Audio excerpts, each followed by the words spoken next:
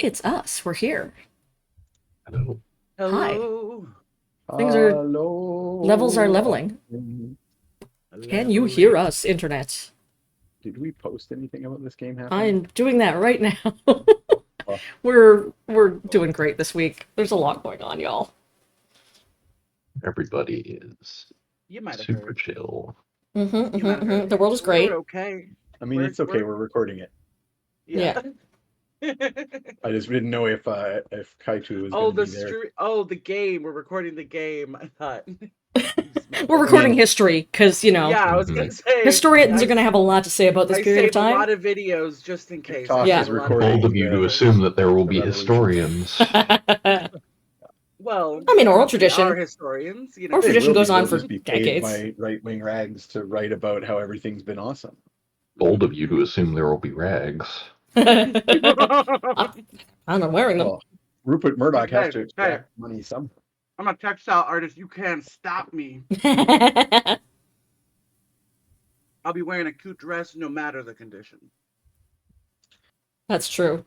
Hello, audience. I see no chatter. Are we audible? It is showtime. We're doing this thing. Anyway, we're here. Well, Here, I'm gonna mute and I'm gonna turn on the stream so somebody talk. so you can tell if there's sound. Yeah. At least we're on the stream. Hi, No, it's me, that much Raven is John, happening. aka Two No Spirit problem. Oh, Fixer, aka Morgan, aka a lots lot of of different We names. good. It's We that got. bitch. I can hear everybody. Excellent. AKA cue ball, apparently. Cue ball. No, it's too soon. So Oh it was said You know no. the last time. rules. You know the All rules. It's right. illegal to be mean to me today. That's true. It's All not right, 20s everybody. all day. Sphinx cats are It cute, is right? They time for me to are. say things. How about I say things, everyone? Hello, Right. internet friends and webcomic fans. It is I, your friendly neighborhood dungeon biologist, welcoming you to another episode of Trash Heroes here in the Apocalypse. This is the D&D stream where we recount the epic No. adventures of a Live wildly from the improbable Apocalypse is a collection of different game horrible system. creatures. Well, okay. Do I start over or do I No, just not do just it? keep I'll going. just stop there. First up, Keeper of the Vermin, Protector of the Trash Heap, Fetid Quaggle. That's me. Hello. Next, we have the larger-than-life pit-fighting superstar. That is Ugna Sugar Tusks. It's Ugna and Trey this time. My boy's Hey. back. Just Ugna. Just Next, Ugna. in absentia this week is the trickster cleric, rogue baker, and all-around party animal, Tromlandariels. What's up, And then the sluts? wild magic. What? Am I not audible? Problem? No, I just went, No, what's sorry. up, sluts? Like I was Yeah. Oh, from he's doing it. You can just do Puppeteering Randy. Tromland's Tromland for him. Yeah. Am I lagging? Nah, you seem good. Okay. And then there is the wild magic streaming sensation, Morgan V. Sater. Hi, like, subscribe, and please be nice. And finally, our sweet old grandpa, who's also accidentally an ancient warlock, Copernicus Sunshine. Horrifying catchphrase. Good. These are the voyages. No, wait. Where Yeah. am I? Adventure. So yeah, last game we ended in the middle, or we began, I should say, in the middle of combat, as the party continued to struggle in dire straits and other 80s bands, fighting with the last three faceless ones to save Perny's daughter, Lucretia Sunshine, from their eerie undead clutches. Ugna and Perny were dropped several times during this fight. It was pretty fraught. Lucretia, eventually getting free of paralysis, killed a couple or destroyed a couple of the faces with mind spikes, but then they explode and cause more damage.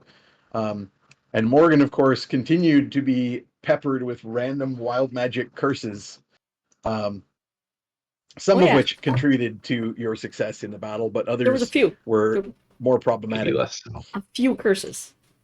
And at the end of the fight, Perny summoned the demon Throckmaw to finish the battle in flames while the party fled down the outside wall of the building. And you heard the last of the Faceless detonate and taking Throckmaw with them, leaving you finally in the Great Hall down below and safe temporarily with your allies. And in fact, although Sextus had said that these Faceless cannot truly be killed, Cool. Morgan was subjected to a final wild magic explosion of effects, resulting in vomiting uncontrollably and losing all of her hair, and fled into the woods and vanished invisibly, magically.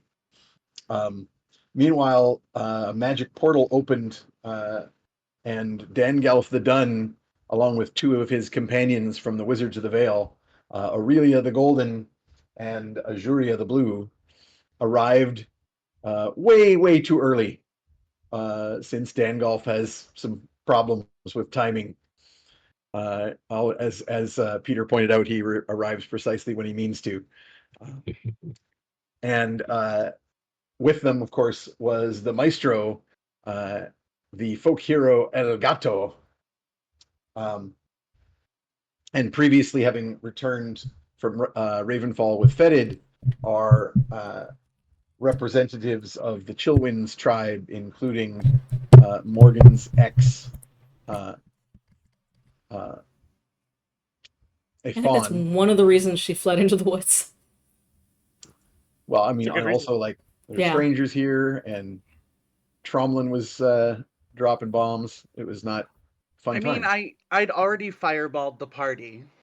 That's Well, true. just a Can little. you remind us what curses you currently have affecting your appearance? Because I feel like there's more than I one. can wrap that up. So when you last saw her, there were quite a few. There's so many. But when she awoke, I ended the game with her awaking in the woods, to find the only lingering effects are that the fallen out hair is growing back, but not super rapidly.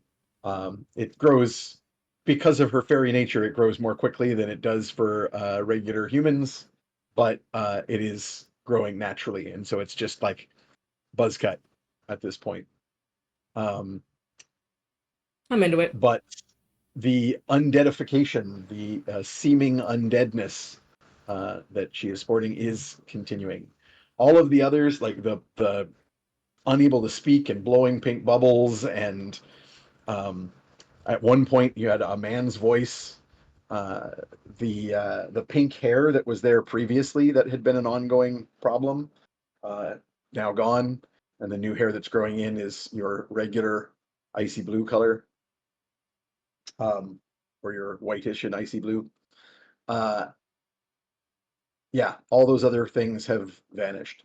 But the party isn't aware of that because when you ran off into the woods, everything was happening. Magic missiles were firing off in all directions. It was all crazy.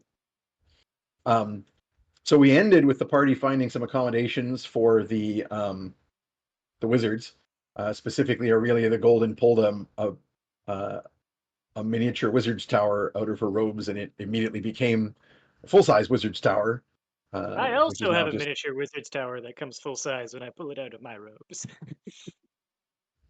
that's a warlock's tower, I'm afraid.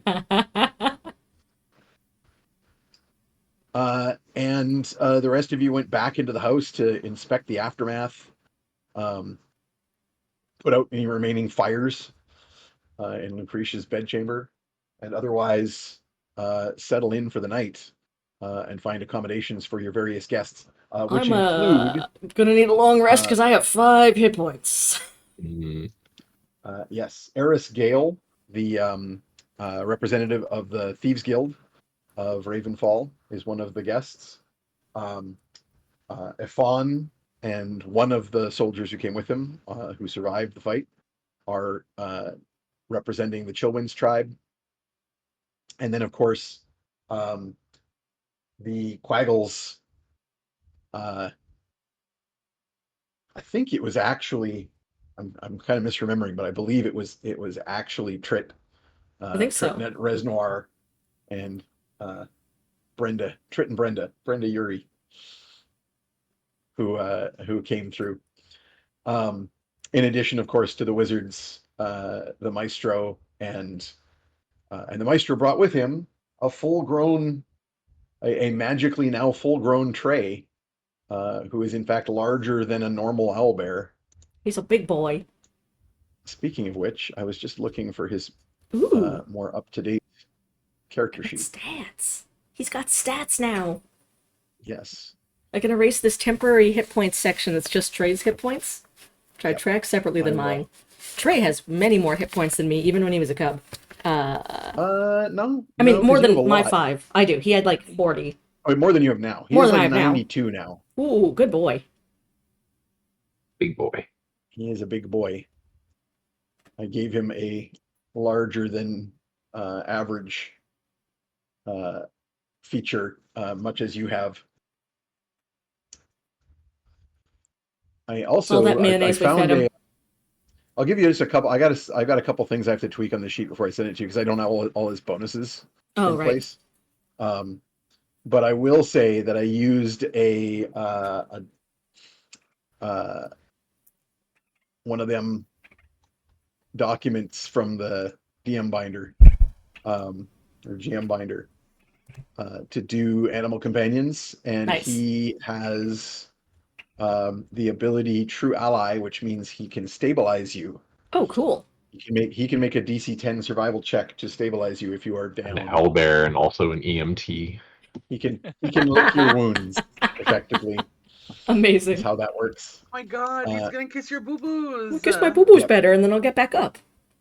He's gonna blow And on he it. has So- Yeah. 2 tactic options that he has agile, which means he can do a disengage as a bonus action. Ooh. And Oh, he that's is gonna be- protective, which means he can use his reaction to give an ally disadvantage to be attacked. Oh, wow. Yep. Dang. That's only within 5 feet, so that's going to be sort of a mounted option. And that's it. That's a other lot. than normal owlbear stuff. That's a lot. Normal owlbear stuff includes advantage on perception. Ugna with mounted Beacon combat claw and a attack. ranged weapon is gonna be god awful. I'm looking forward to Well, it. you need to move in that direction then, because that's Oh, not yeah. your forte Nope. at this point. Someone Yeah, has to teach so me how to ride a horse. Morning comes. It is in fact a long rest, even for Yay. Morgan, sleeping in a tree. As we said, the various fairy creatures of the woods come and sort of like treat you as royalty, but like as a royalty who is like sick or something, and they like throw blankets on you and otherwise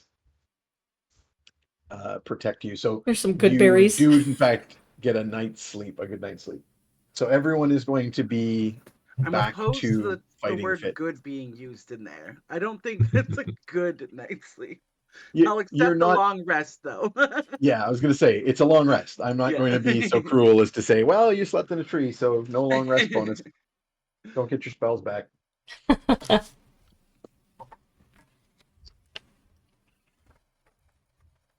Oh, yeah. I will note for the chat that one of the main reasons that for all of this cruelty to Morgan was the spending of a black token. And that is now over and done with. The effect was that ongoing Yeah, it's no wild longer magic marked on her rolls, and sheet. that is now done. So I don't Equal. need to I be am mean free. Do not bite the to I am camera. Morgan, free. No, until don't you bite. spend your next black token. until Go I back. need to lock in. And just to the guests who have arrived, I've got, and we're still expecting the dwarves of Rockspire and/or Sal, correct? The dwarves of And- Rockspire, who were you already went and talked to them. They were intending, like Sal was the one who was Okay. coming specifically. Right, yeah. So the dwarves of Rockspire, including Sal, you had asked them to bring Paulus Rockabilly, but he is kind of involved in directing the war that is occurring now with the Duergar. Right. So he's not coming.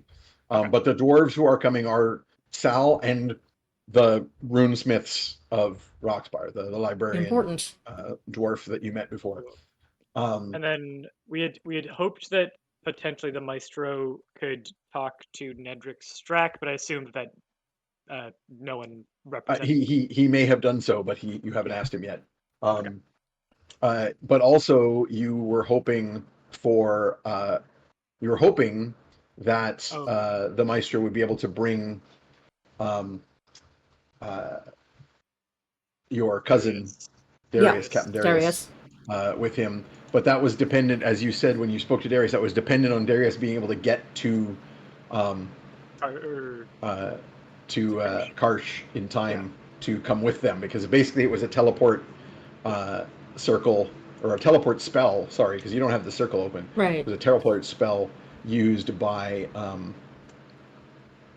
Oh no, sorry. You do actually have the circle open because that was part of. That's how we left it open. Fedid's hero point Right. was Hmm. Right. that you had left it open. Just because it allowed him to spend a hero point to arrive in good time, and Also, so he help could out rejoin us at all. with fight. It also Mhm. allowed him to get back into the party and not have to sit out for a game and a half due to Because you were all the way It's across D&D the combat, continent. man. Sitting on a horse. Yep. I should get some maps open, maybe. And then also you're expecting Albania Sunshine, Right. who was going to bring representatives of the council from Morwindle. Morwindle. Nope, not Morwindle. That's where you are. Oh, Gwimmerdale. Gwimmerdale. I'm very tired. So, Oh. just so everybody knows, I've been buried in finals and exam marking. Also, that's Pico's face. Pico would like to bite get this a entire extreme camera. close up of his tongue. He's not biting; he's Peekaboo. licking it. Yeah. He's licking the camera. Aw. I have we a taught him very how to do close-up view of peekaboo, his tongue. actually. It's really cute. He's kind of learned how to peekaboo. You know, he wants privacy. He mostly He says basically Pico. says his name. Yeah. Yeah. He goes, Pico! We cover his head and we try again to say peekaboo, and every once in a while he'll speak, but he basically goes Pico, and we go good enough. Cute. Very Give him a cute. treat. I hope he learns how to say Last- good enough. I think that'd be great. Oh my god. He can say good morning, but only sarcastically. If I wake up, if I get him out of bed too late, he goes, good morning. Last week I discovered that one of our neighborhood crows knows how to mimic precisely the sound of a dog barking several houses away. Oh I my was outside God. with Ollie and I heard a woo, and I was like, oh, there's a dog. And then I looked up and there was a crow in the tree just very quietly going woo, woo, woo, as it looked at Ollie, and I was like, oh, you're making fun of my dog. Okay. And he knows that that's a That's dog making that incredible. noise. I love that. Yeah. It was very Crows are cool. way too smart. I have a soft spot in my heart for crows and ravens that say fuck off. Yeah. Yeah. Because it's actually somewhat common because of people coming out to their trash because having found that the crows have gotten it open and are throwing They it go, everywhere. fuck off. And it's like really common in the north where there's just lots and lots of crows that are local pests. And I've even heard it with ravens in like Alaska and stuff. Great stuff. Love it. Man, if only the bald eagles in Alaska were more like ravens, because Oh they my God. are Oh my god. equally garbage picking Yep. nuisances. They're just But if they could walky. talk, it would just be the best. It Yep. would just be the symbol of America. Fuck off. Mhm. I've seen some Eating incredible garbage. eagle footage recently. One of this eagle sitting majestically on a rock, the waves crashing on the rock beneath its feet. The water just looks like this incredible, like deep and strong, like flow. And then there's a little crab that gets on the rock, and the eagle goes, "Oh, a snack," and fumbles this crab so bad that he falls backwards into the water and then starts getting taken away by the waves. And I was like, that's so embarrassing. That's Mhm. And me if felt I a was a little better about bird. my own fumbles. Just seeing that beautiful eagle lose it to a little crab. Nature is majestic. I was gonna say, like, sure is majestic. I know we're deep in tangents here, and I'm gonna go one level deeper. I'll keep it very quick. I am a relatively well-balanced person. Like I've been fencing for a year now. I just retook up rock climbing. Like my balance and poise tends to be very good. I will fall over standing straight up. Like I'll be standing and then I'll decide to shift my weight and just fall over. So the eagle Mhm. story feels very, very relatable to me. Like I feel like I would and then just fall. So Just good at one thing. Just good Yeah. in that one area. That's it. Yep. Are we? okay, we're done. We're tangent done. steps. We did it. We're coming We back did up to it. the I layers. mean, and we're He doing tangent. the I'm happy to. I'm Yeah. happy to entertain. Further Further cute word stories? tangent. No, we have a world to save. We have a world to We save. got a world Yeah. to save. Mm. All right. Well, I'm glad we've got the crew that we have here so far. I don't think anyone's late yet Yep. because obviously Dan Golf was super duper early. Yep. But I think Perny, if It does not look like Morgan has rejoined the house by the time he's like up in the morning, which for him up is like, I'm now bored. I'm gonna go either wake people up or like find something to do because I don't sleep. And Just you and Sec Um, just well, sitting at a actually, table staring why at don't each I other set up? for 8 Yeah, why don't I hours. set up the morning? Why don't I set up the morning? So I mean, yeah, like you said, you basically sat up for the night, or you continued doing some poking in the books in your research. But Sextus will join you because he also doesn't sleep. Um, and at some point during the night, um, the Baron will arrive, having received word of the attack, and come and check on Lucretia. Um, and he will bring his soldiers to kind of like stay camped near the house, just in case there is any sort of further um, issue. Um, when he does arrive, you can have a chat with him once since you're up. Um, I'm wondering if you want to let him know, because I'll remind you that this attack seems to have been specifically because of your plans, Mm-hmm. to Trying to have stop this. the War Council. Yeah. So is there anything in particular you want to say or discuss with the Baron when he and his people arrive? I think I don't think Purdy's not trying to hide the fact that this is happening because of that, but they were already under attack when we got here. So I don't think Purdy is going to like bring that up especially. But I think I think Purdy will do like a good morning. I assume you've heard the reports of what happened in the night. I think we're still taking toll of the damage, but Lucretia is safe. Were there attacks anywhere else in the town? There was not. I am Good to hear. I'm very concerned that they would send these powerful creatures specifically to destroy Lucretia and you and her guests. I think that the more we see desperation from the enemy to prevent this council, the more important it is that we hold it. They wouldn't be trying to stop us if what we were doing was of no import. So I think proceeding with caution is right, and any resources that you can extend, and I understand that the town is already under an incredible amount of pressure, but any resources you can extend to make sure that the council is held and held safely and our guests are safe would be appreciated. I truly think that while it's scary to feel the first gusts of the coming storm now, simply closing the door will give time for the storm to build and to be worse when it strikes.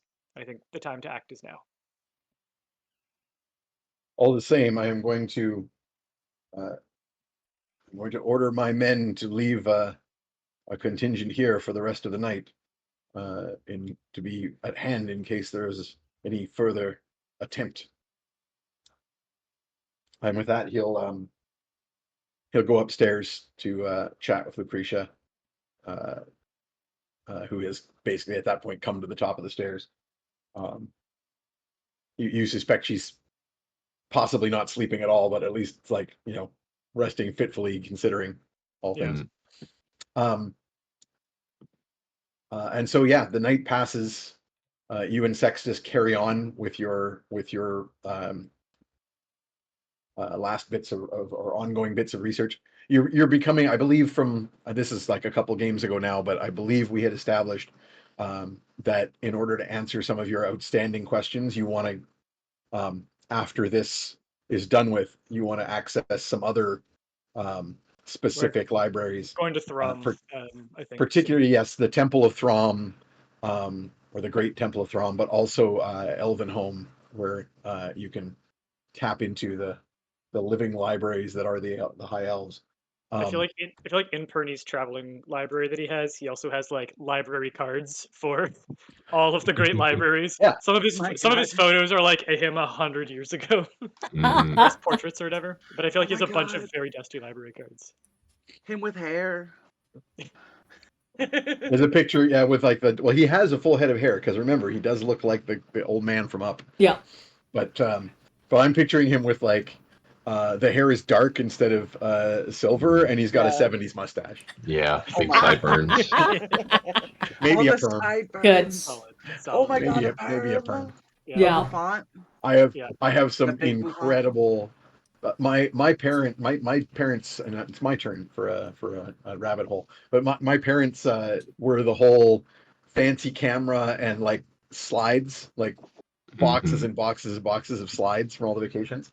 And at one point, they sent off to a service and had everything digitized. So God, it's it's all so like good. burnt onto like a handful of Mhm. CDs Yeah. and like other media. But they gave me the copies of the CDs that I had to go through, and there is some really impressive 70s photos of like my father and uncles. There's a lot of perms. There's Mhm. a lot of like short shorts and tank tops Hell yeah. in camping trips. Yep. Good Nice. stuff.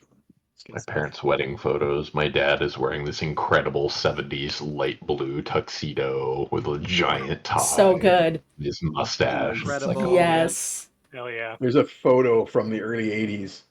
My first cousin that got married, like not first cousin, my first of my first cousins Mhm. to get married, um, who's a lot older than me. Like he's like Boop.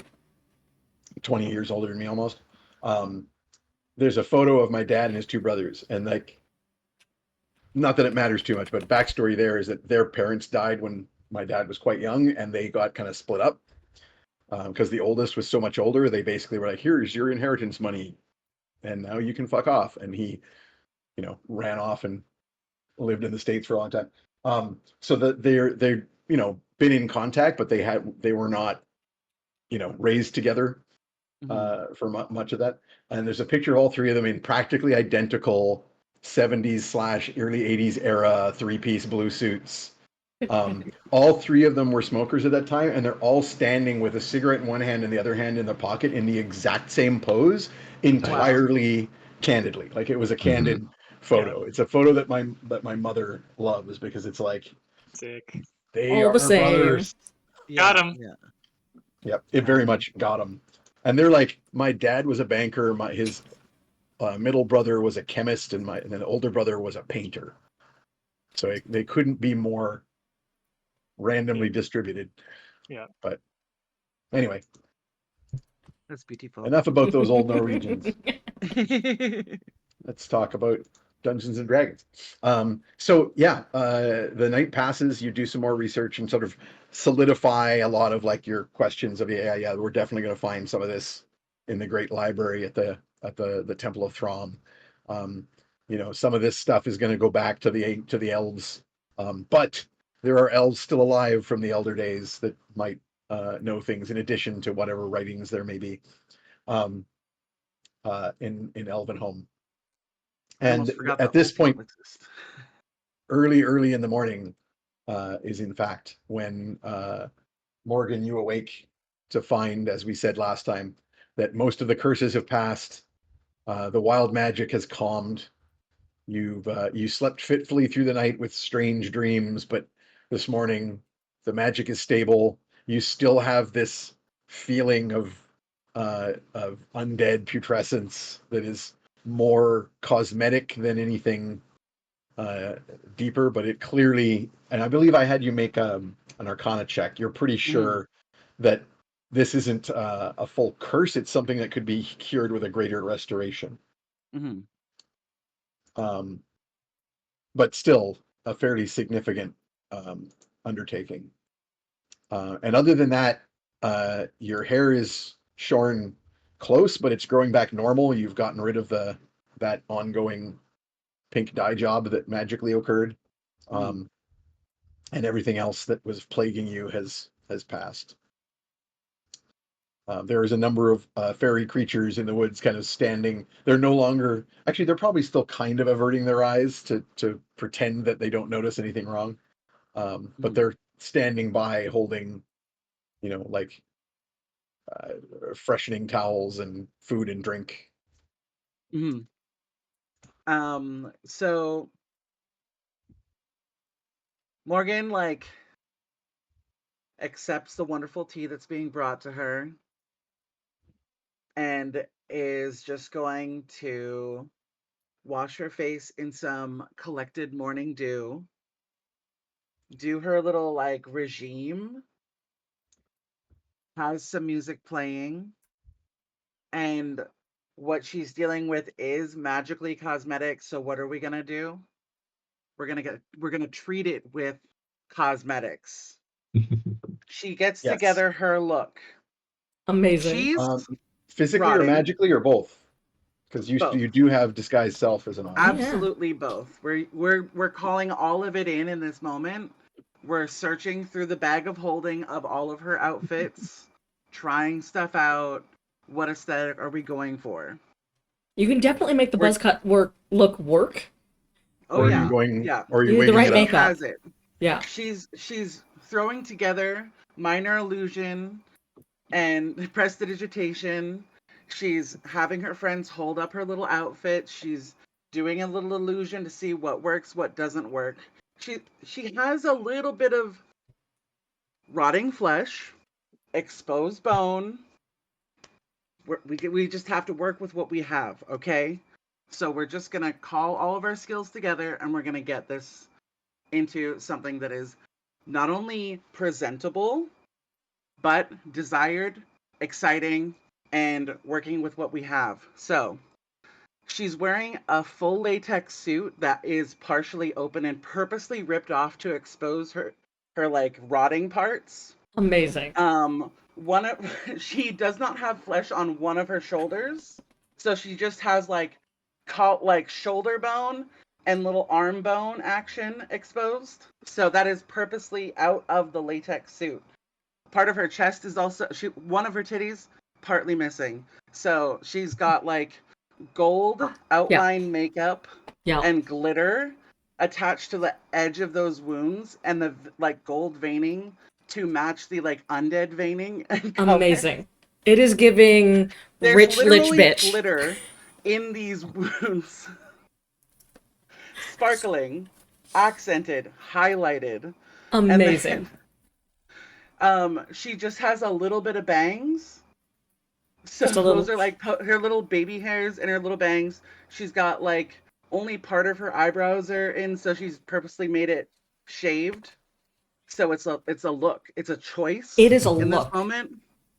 And then she's got a like a skin tight cap that has like spikes on it that go down the spine. The latex suit has like ivy, like Ooh. leather, and like actual leaves growing across it, holding her like magical robe. So she still has that as a like rainbow sash across the suit. Amazing. And This is a stiletto look. stiletto hooves. This feels Oh like my something god. that Barb has already told Perny is like, if I ever see someone like this, like like we're hall passing it. We're like, this feels like Yeah, yeah, Barb, yeah, yeah, I feel yeah, like yeah. Barb has been like waiting for this. She's like she has like a very like dewy face that has like rainbowy highlights, but she also has like a thorn crown, gold thorn crown that has a little like veil obscuring her face. Amazing. I am actively drawing this while we're playing. Amazing. I don't know what the ghost equivalent of "so we saw you from across the bar" is, Ah. but I feel like Barb is trying to send you that message when you arrive. Ooh. And she arrives waiting for breakfast because she just had her like little morning dew as a snack. I missed what you were doing with the hair. Are you wigging it up? No, she has like a bald cap, a latex cap. So only her little like bangs and baby hairs are coming out of the edge of the cap. And otherwise fully covered. You're making it look like it's Oh no, it's the she center has- of the look. She has like an extra large tail over top of her tail, like a tail wig. Nice. Amazing.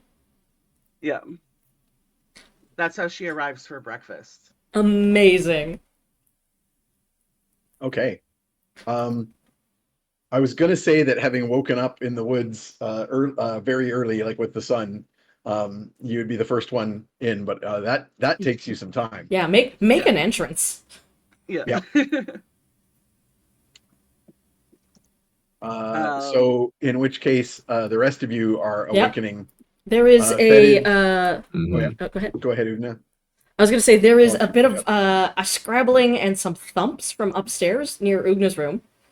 And when she and Trey come downstairs, Ugna is like kind of got one arm on his shoulder and is saying, sorry, we kind of banged up the woodwork a little bit. It's got a few dings in it. We'll have to get that fixed." And you realize that she has somehow managed to shove an entire adult owl bear through a regular sized door frame. Nice. Because clearly he slept on her bed last night. Well, Of course. because he did. I believe I said that last night he had like curled up outside with Ollie. So you at some point went out and got him and shoved him into the building Yeah. so he could We sleep could- sleep he on the could end sleep- of your bed. Just like he used to. Yep. I actually did a roll to see how smart Ugna would be, whether she went and like slept with him outside in the stables, and no.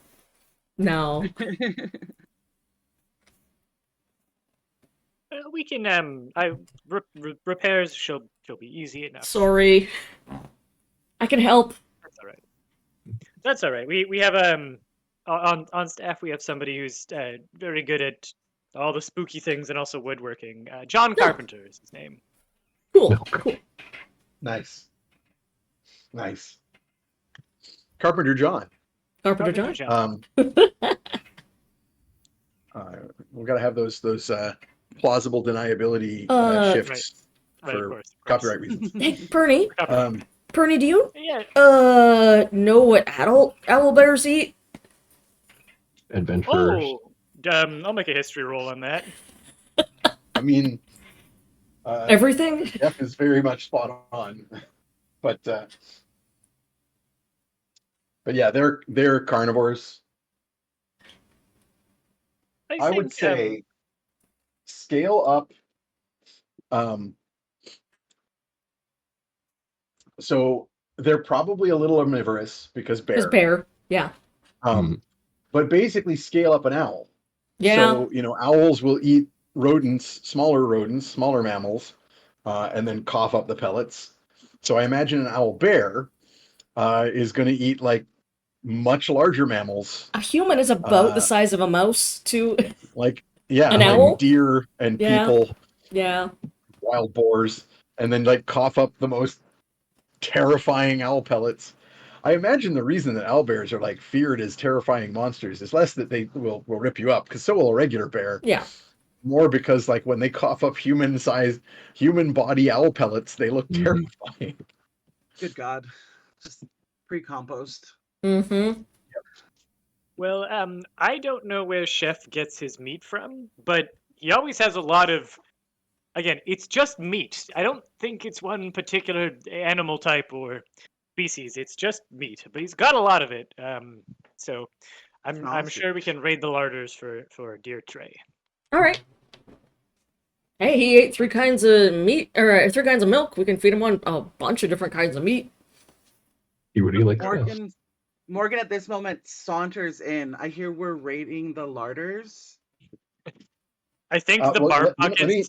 let me set up a better entrance for you, because I'll get a bunch of the others up. So Yeah. So with as you are talking about Trey and what to feed him, Copernicus like sends Cuddle Spoon off to scuttle into the kitchens and Get a scrounge pile up of meat. just meat. Meat. They bring out meat. like a side of pork that Trey just like starts scarfing down in large chunks. But also the other various party members start coming in or down from the rooms. I haven't decided if I'm going to write out Tromlin or if I'm just going to He's have around. him Yeah. be hanging around. I think he wouldn't have slept in the room that you were sharing, Ugna, because the owlbear would have been like a last straw, and he's like, I'm going to go find a different room to sleep in. So he's not here just yet. But the guests from the Thieves Guild and Chillwind's tribe and the Wizard's Vale and Karsh are all variously coming down and being fed, with Lucretia heading up the table. The Baron heads out to go and do some of his regular Errand duties around the activities. town. So he doesn't stay for breakfast, but yeah, you've got wizards and dignitaries and various types. Fetid, Trit, and Brenda will come looking for you. Okay. Not particularly being like, assuming that like going and sitting at the big fancy table with all the big fancy people is not really, Yep. that they're not really invited because Yeah. they're quaggles. Mhm. But of course, you have been eating at the table. Of course. So you can immediately just march them around and bring them in. There are, Sounds like a as plan. Copernicus had previously, like booster chairs for smaller Cute. guests. I think And Purdy's into gonna this, say yeah, something. into this walks Morgan. I think Purdy's Saunters. bucket's jaw drops, like the top stays in place, and then the bottom of the bucket goes, "Ugh," and then back up. Morgan, you look well.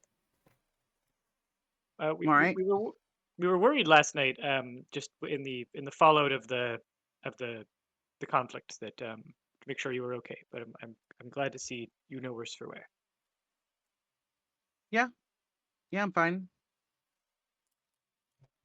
Well, What are we perhaps having for breakfast? oh, chef's special, unidentified meat cube. How many Delicious. put you down for? 3 sautéed, 2 fried.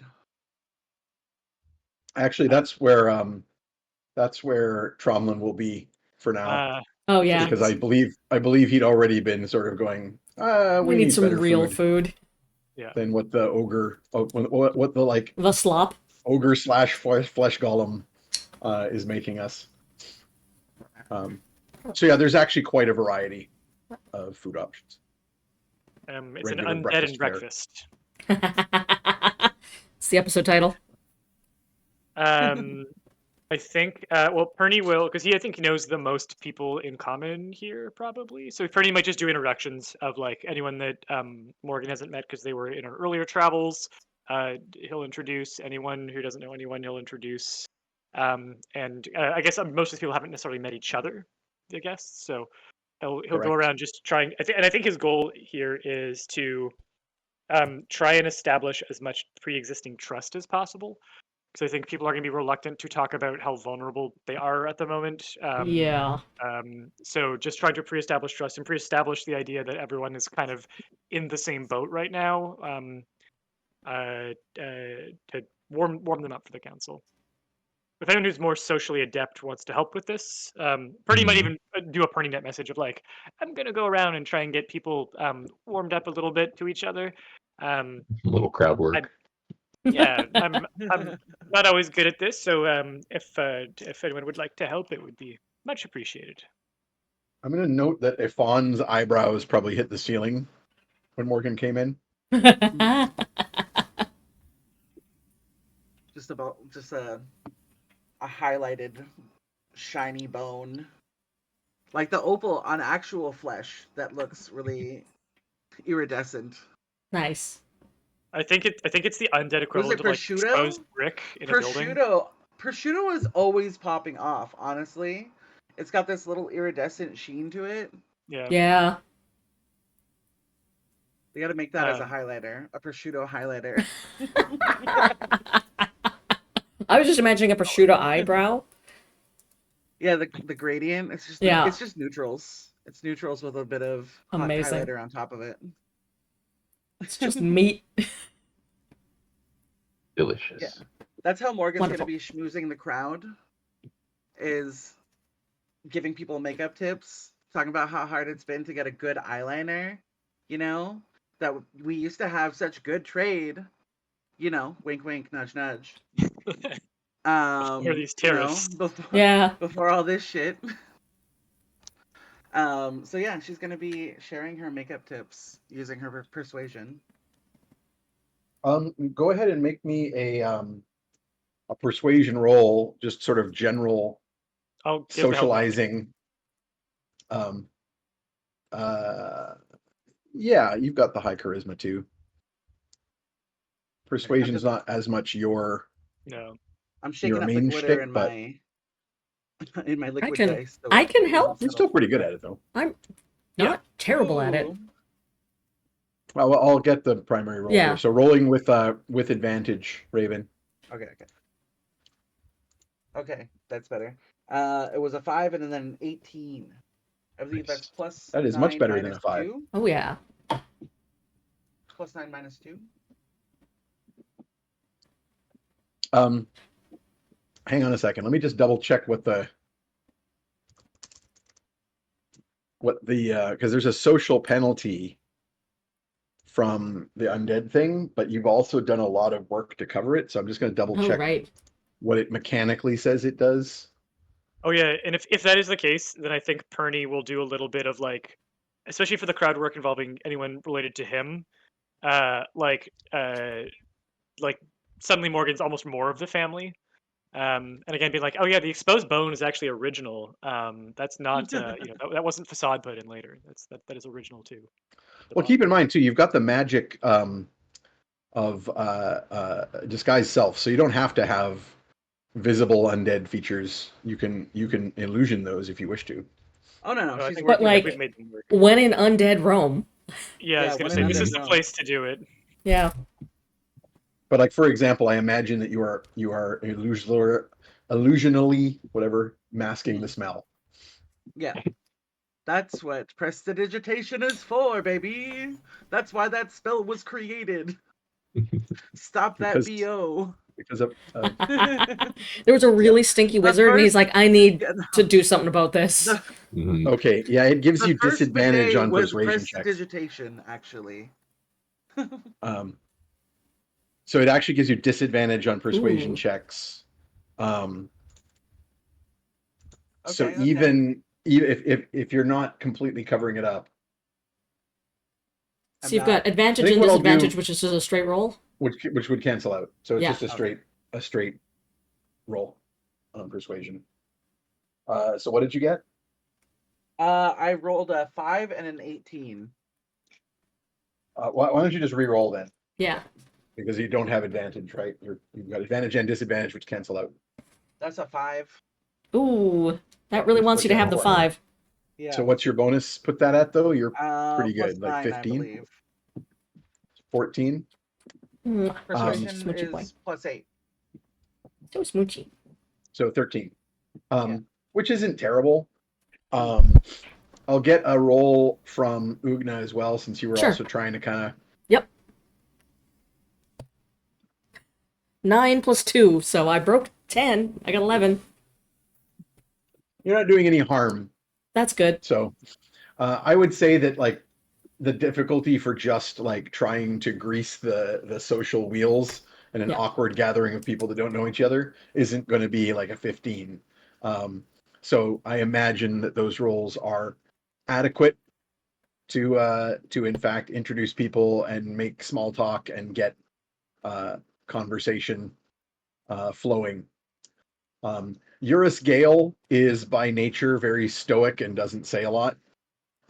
Trit and Brenda, being quaggles in a place that where they are used to being somewhat ostracized, are a little socially awkward and kind of not speaking unless spoken to. And of course, some of the family members here,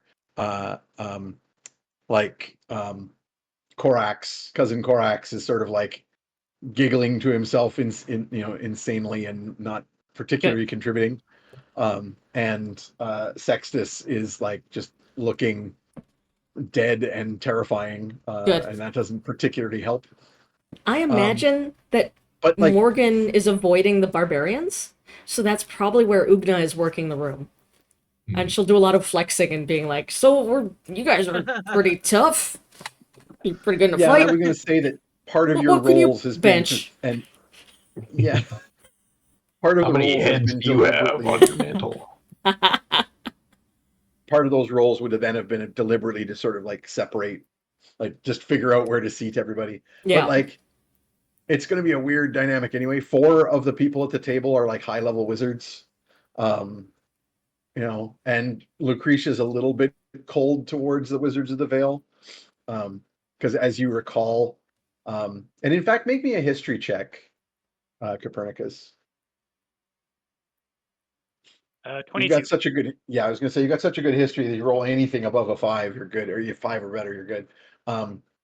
This is more personal history, but you remember vaguely that when talking to your daughter at some point in the past about politics, that she's just kind of against the foundational concepts of the Ordo Arcanum, the idea that a group of powerful wizards should sort of gatekeep higher magic, Seems bad. because it makes it harder for you know, some wizards don't have the option to come to the Wizard's Vale to study, or they don't have the inclination, and there's, you know, but it's, you know, at the same time, there's like the order deliberately has like all of the schools of magic there, and there's some diametric opposition within the opinions, so there's politics even within the order. Certain members who don't particularly get along with others. Yeah. You get a quick sense that Lucretia gets along a lot better with Aurelia, who's kind of like grandmotherly and chatty, and everything's fine. But there's definitely some icy glares between Azuria and Lucretia. And Dan Gulf is there too. And Dan Gelf is also there. He's bumbling around. Yep. Yep. Quite oblivious to the iciness that may exist. To any iciness that may exist. In fact, he's more likely than the others to like chat with Sextus randomly, because he probably keeps forgetting that he's undead and just kind of gravitates to old.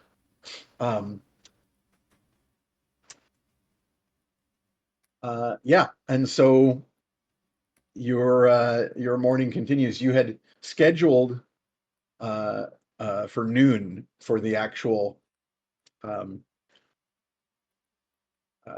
whatever you want to call it.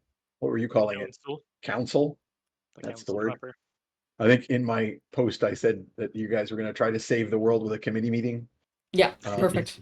So it's kind of, we've formed a steering committee. There's a problem. How will we address it? It shall first, let's do a shall, needs assessment.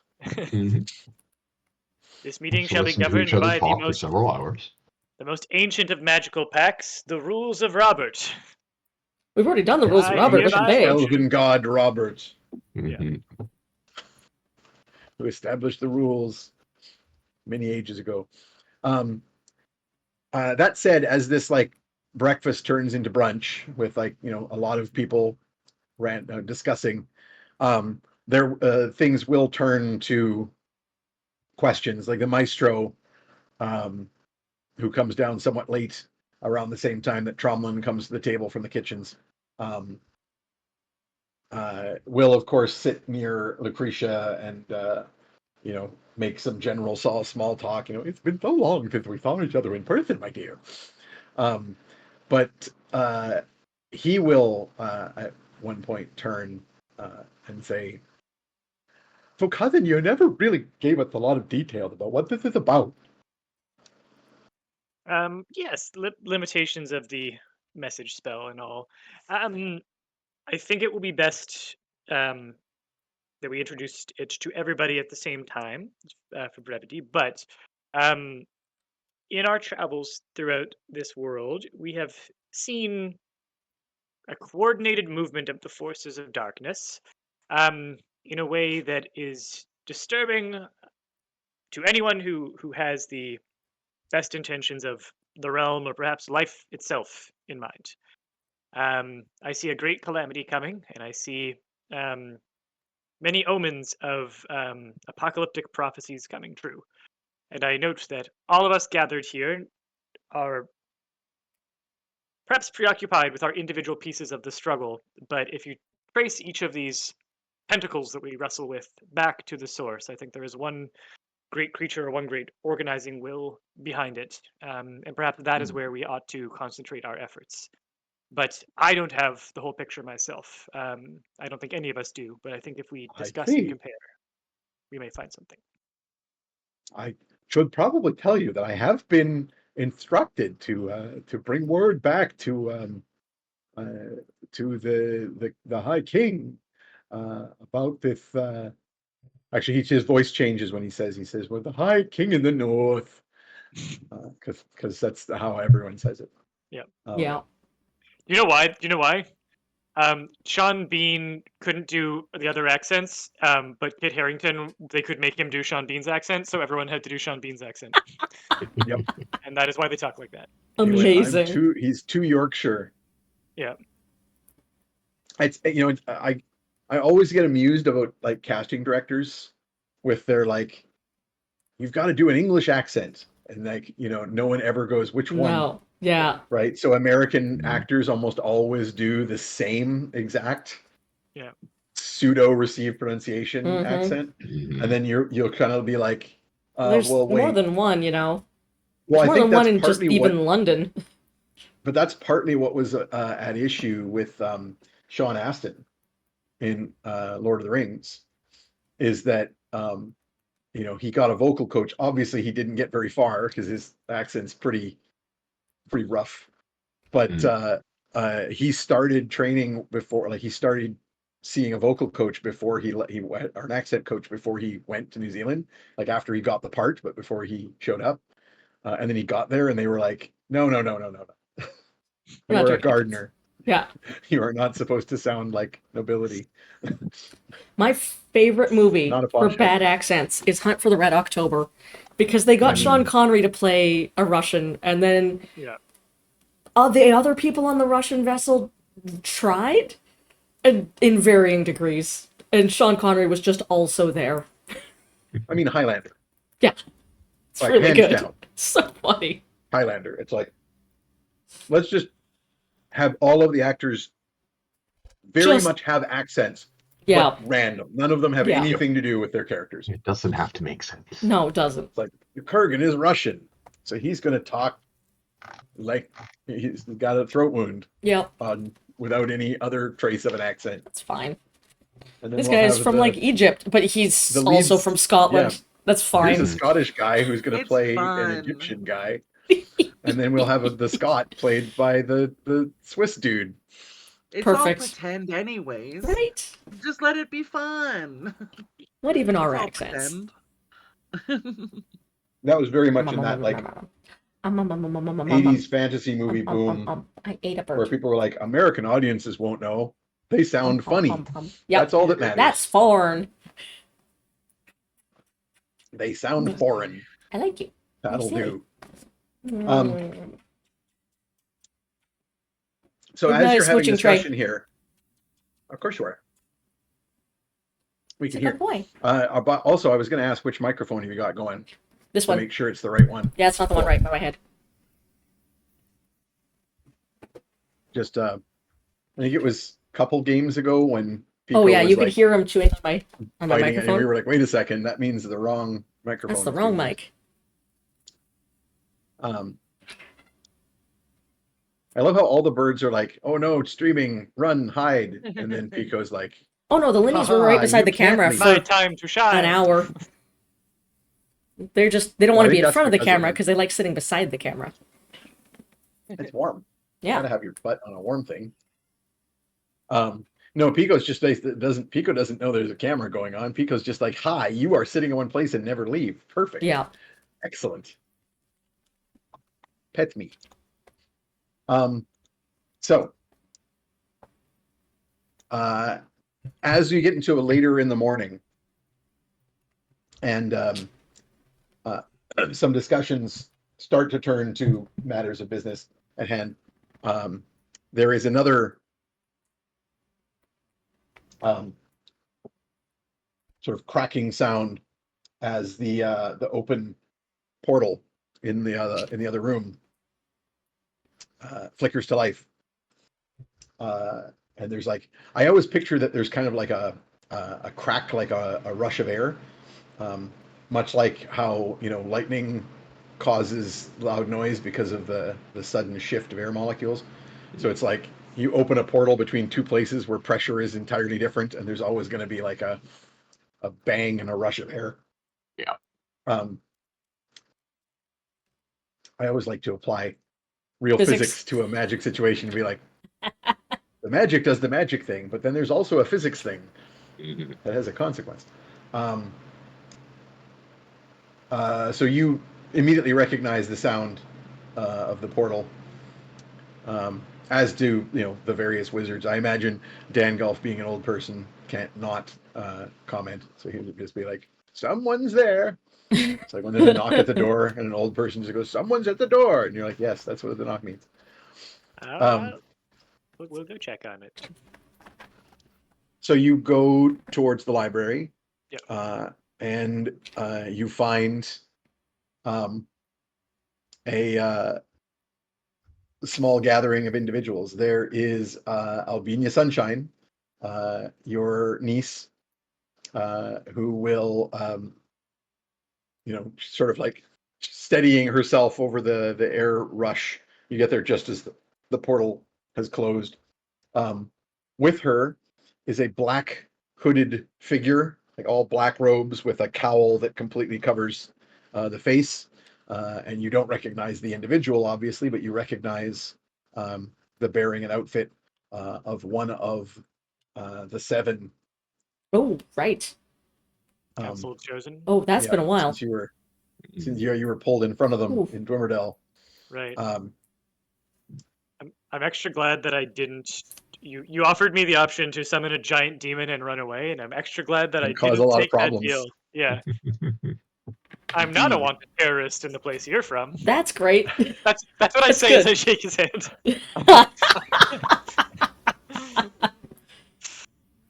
Good. Nice. But, welcome And- to the Sunshine Estate in Tomorrowland. I very much appreciate you coming. Casa del Sunshine. Hang on a second. I'm just double checking because it's been so long I've forgotten what they call themselves. The Dark Conclave, the Shrouded Ones. That's what they're called. Right. Not the He is faceless one of the ones. Shrouded Ones. Importantly.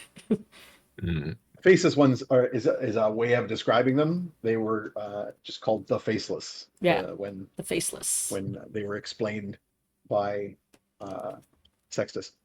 And I don't think there was anyone else that was coming from that particular. No, yeah, just from direction. that direction, just Yep. them. I think we're just Yeah. waiting on the runesmiths and Sal at this point. Yeah. And just for convenience sake, a few moments later, just as the two of them are, you're making introductions, or as the two of them, you're making welcome. There's another bang as the portal opens again right in front of you, and through it begin filing a group of dwarves. Nice. I'll ping Ugna on the Perny net. Yep. I'll so come she over can be there. and make as formal a greeting as I am capable of, which is more than you'd think. Mm-hmm. Well, and in fact, just give me another second to open a document because it's been too damn long and I keep forgetting names. Pico's stealing my D10. What? How are you supposed to play the game Don't know. without a D10? I am looking for one of the names from Ugna's. Ooh. History? Do I have it on you my don't have sheet? it on your. Where the hell do I have the list of pit fighters? Oh, here we go. Oh, Dwayne the Rock. Dwayne, yeah. Yes, Dwayne. Thunderfist. Thunderfist. That's the word I was looking for. I have all them Thank written you. down. Yep. I have a list of them. It's just that there's the notes are getting sizable for this campaign. Yes, so through the portal files a number of dwarves, a couple that you recognize from the library, and then of course Sal Shattersmith, but also Doyen Thunderfist, Amazing. also known as the Rock, who is introduced to you, in fact, not as Doyen Thunderfist, but introduced by the dwarven librarian as the king's representative. Oh. But of course, you know him. Ugna's ready to do the like grab fist slap on the back and then stops herself and does the more formal sort of dwarven bow. I think you also were like somewhat starstruck by him before. Yeah, he's really he isn't cool. sort of like one of the That's he true, isn't one of the yeah. like ones you've been chummy with, because No, he's like that's true. he's kind of Right. like the reigning champ. He's like Yeah. He shows the up at top of the game. WrestleMania, but he doesn't do this weekly jobber bullshit. No. Yep. No, that's true. I only met him the once too, because I'd always wanted to fight him. You met him because the fight was being weirdly manipulated. Cheated. Yep. Excellent. Excuse So me yeah, for a I'll give them second. all a formal greeting, and then instead of trying to mess with Dwayne, I'll go and give Sal a hug. For sure. Yep. Do the formal sort of like arm clasp that Yep. dwarves greet themselves with, and then just pull him into a hug. pull him 'cause into a big. He's still Sal. He hates it. Yes. You like pull him right off the ground. No, I have to lift him up You to just hug kick him. Yeah. Yep. Yep. It's beneath his dignity, and he didn't Yep. like it, and he never has. But Nope. you still do it, and he tolerates it. He will see Trey, and Yeah. like just be like, good Lord. Oh. Is that's that little owlbear you had me taking care of? Oh yeah, there was like a magic thing that happened. The mages kind of made him a big boy now. Shakes his head. Magic. You now have rather a large crowd in this little narrow ante-way of the library, so I assume you quickly lead everybody. Yeah. Please come join us in the hall. I think we the last of our party is assembled. We can begin, but please grab any refreshments you need before we do. Yeah, and so into the main hall files this group of what's it going to be, like 5 dwarves, and Albina Sunshine with her frightwig hair and giant bottle glasses. I imagine she moves like Edna Mode, like just the tiny legs. That's probably moving very more quickly. like Aurelia the Golden, because she's a halfling. Oh right. Like Albina is at least is maybe a short human size, but she's still human size. I kind of picture her a lot more similar to crap, I forget the actress, Emma Thompson in the Harry Potter film. Played right. the crazy because they got the glasses. Anyway. Yeah. But a bit bigger of frightwig of the hair, but then definitely the like wacky multicolored robes of like sashes and pouches and whatnot. Like a quill stuck in her hair somewhere. Yep. Yeah. So you've assembled everyone you were trying to assemble, other than Captain Darius. But I do recall you had discussed the ability to communicate with Darius with Oh yeah, we were gonna zoom a him crystal ball if necessary. Yeah. Yep. Yeah. So I think we'll set that up. And in the meantime, Perny's just assembling his notes. Yep. I'm getting some maps open because I'm sure we will talk about them. Okay. Necrogog. And I think before we start, Perny's gonna like huddle up the party if everyone's available to pull in for a minute, and he's gonna say, "I plan to be as transparent as we possibly can be about all of the threats we've encountered in our travels. I'll be talking about Nihil, the Helligrim, the creature that attacked most recently. And by the way, Perny's going to queue up having the samples that we took of that big creature, because I think there's still some living goo we have Oh, yeah. contained in something. Yeah. Oh yeah, you've That's- got like a that's- giant glass Yeah. beaker I think full like of in live the moment where slime the creature. the moment where the scientists try and get the president to take the threat seriously and then the thing goes at the glass, like Yeah. Perny wants that One moment. of those. Yeah. So he's got someone with a stick prodding the goo to really rile it up for its big appearance. Amazing.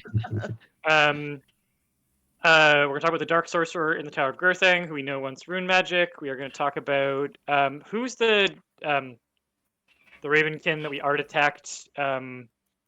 We did a big art attack portrait of him, so Gracchus? that when the dragon. Oh, Gracchus, Gracchus. yeah. The Dark Wizard Gracchus.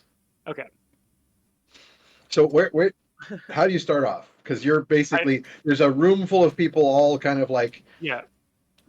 Peter's assembling his notes. Yeah, yeah. Peter's assembling his notes because there's so many different threads that are coming Yep. together here. Yeah, I mean, And I wanna- Bernie, I want let's to go. be real honest too, but like, you think I should check in with the dwarves first before we talk about the whole rune magic thing, or because like I think everybody needs to know about that now, right? I think so. We won't be sharing any of the specifics of the dwarves' secrets or their magic. Okay. We will simply be talking about the threat that it already exists out there, about which they will want to know. Okay. But Uga, in particular, I wanted to talk to you about. I think it is hard to tell this story fully and properly without talking about your mother's sword. I know you've been Yeah. bearing the burden of the instructions that she left. And I do not know if the time has come where those instructions are no longer in the best interests of you and your mother and the realm. So I can't tell you what to do here, but I think this might be time to talk about what you know of your mother, her and her travels, and the sword. if you'd be Yeah, willing I to think do you're so. right. She never told me why I'm not supposed to talk about it, and I think it was because she didn't want me to like grow up and be an adventurer like her and then, lose my life to adventuring, or whatever happened to her. But it might be a little late for that now because I think I'm in the thick of it. So I'm up for talking about everything. Okay, I will be right back. I think that is the best course we could take. Yeah. Okay, well then, showtime, friends. Oh, did you do magic stuff so that nobody can like scry on us or listen in? Oh, that is a wonderful idea. That is such a good idea. I think Perny will go find Lucretia and Albina and just ask them to do as many wards and non-detection. You now have 5 high-level wizards Yeah. handy. Yeah. I'm pretty sure we established a while ago that Albina is a wizard as well. Right. Yeah. Or no, she's an artificer, isn't she? Unclear. Anyway, Unclear. doesn't matter. Yeah. Got a lot of but spellcasters hanging around. Yeah. So we're gonna ward up. We're gonna non-detection. The other thing is Marin's guards. I'd like all of them outside the room. Marin can be Yeah. here, Right. but guards outside the room. Inside the room yeah, are only like the invitees specifically. Yeah, like, he in outside- fact hasn't had his guards in The here. dignitaries. They've been posted outside at the gates. Lucretia doesn't like soldiers in here, period. So his guards have only when he's come in personally for something specific does he have ceremonial guard with him, and at this point he does not.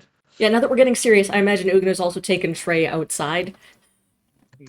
Got him some food in the stables. I'm Yeah, sure we I can find imagine- like an undead chew toy, like it keeps Yeah. regenerating so that he can keep taking it, tearing it apart. Good.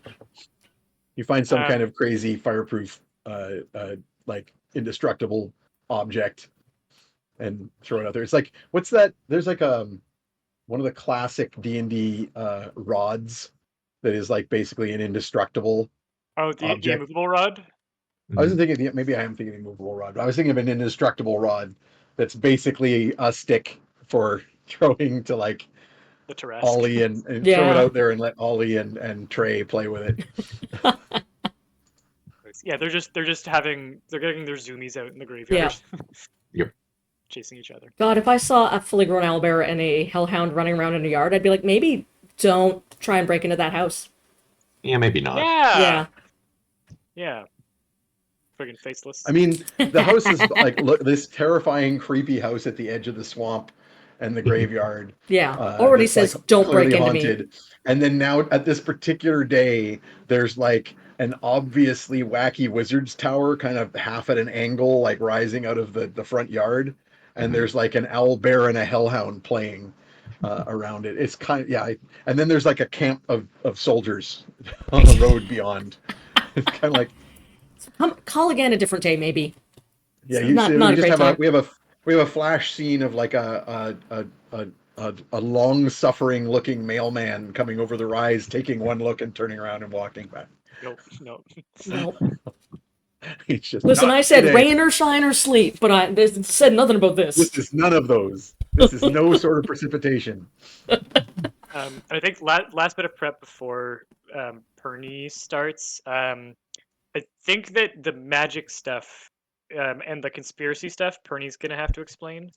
Yeah. I think he's gonna do a little sidebar with Morgan to say, there's two things that I'm very nervous about presenting here.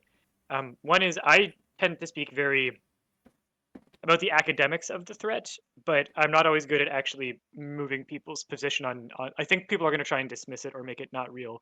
You're still in many ways wearing the wounds of the fight that we're in. If you would be willing to come in if anyone is casting doubt on the seriousness of the problem, I feel like your force of personality could bring to bear. I'm also very bad at telling when I'm losing the room. If you could watch carefully each of the contingents and tell me who is on board and who isn't, I maybe perhaps I can pivot my efforts to persuading the people who are the holdouts or who you think could be an issue. It's just a Yeah, Bernie has yeah. disadvantage on insight. Yeah, I've been reading these bitches this whole time. I mean, what else am I supposed Yes, to do? I've been reading your live tweets. You've really Yeah. been tearing them apart. Yeah, yeah, and Yeah. yeah. You know I have subscribed. You know that, right? Mhm. Push notifications, you don't know how to Um, turn them off. yeah. Can you explain to me the hashtag on your private chat that is old white man says? Is that he says a lot of the things that I say, and I find that confusing. Why haven't you introduced me to him? I think we can set up a meeting. Oh, I okay. think we can set up a meeting. I've not. I'm courting a few different sponsors right now, and I just want to be really specific about who I associate with. So Oh, I'm that's kind of fair. taking the like having guests part very slow, just like what happens happens. Oh, wonderful. So like I'll let you know. I'll let you know. Yeah. Okay, well I'll keep my eye on the Patreon.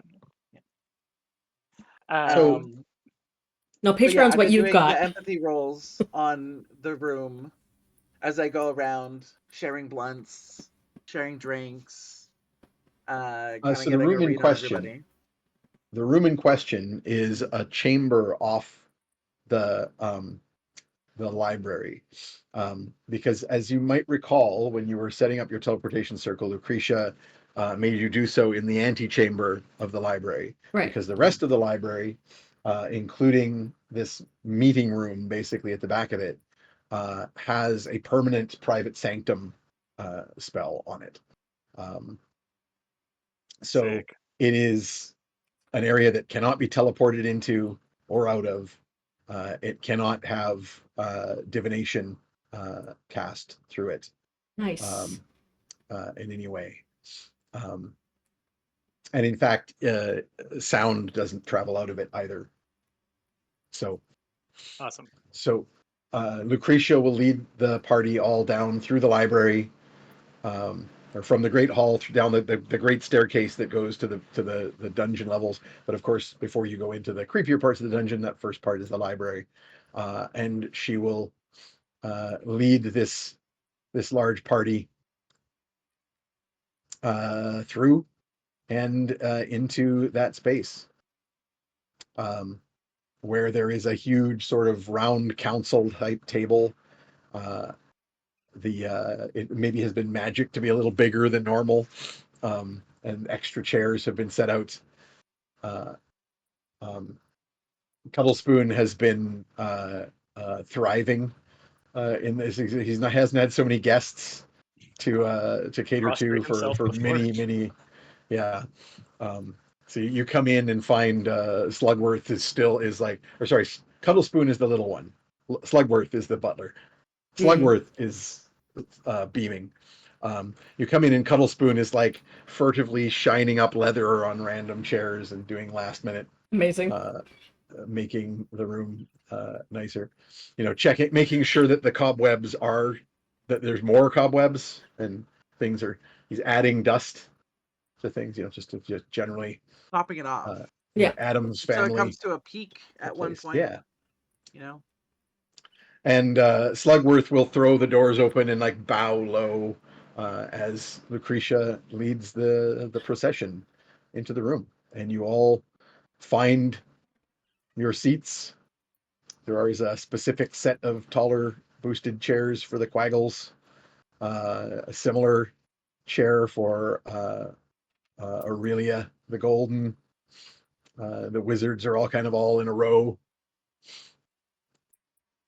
The maestro is here, sort of the more um, not royal but royal adjacent representatives. So the maestro for King Strack.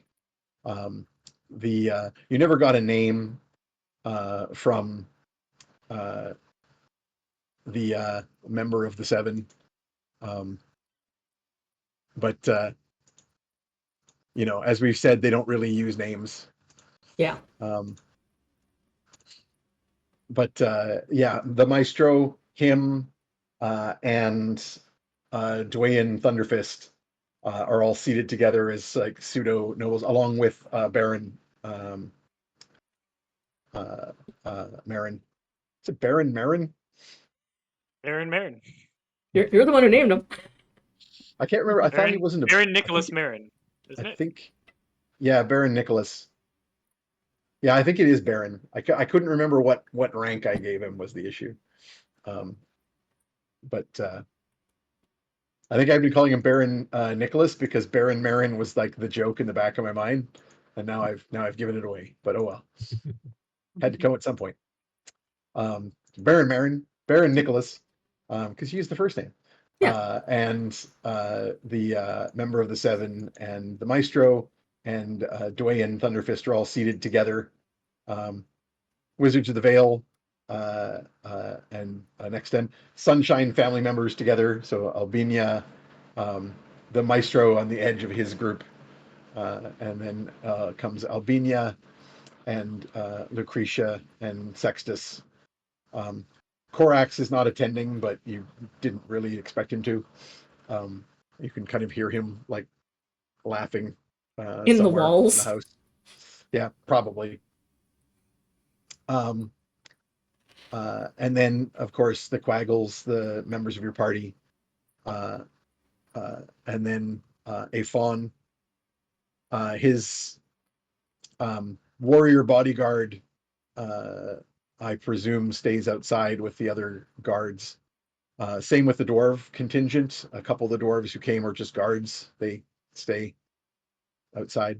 But Eurus Gale is there along with Sal, and the dwarven librarian or runesmith, the sort of head librarian,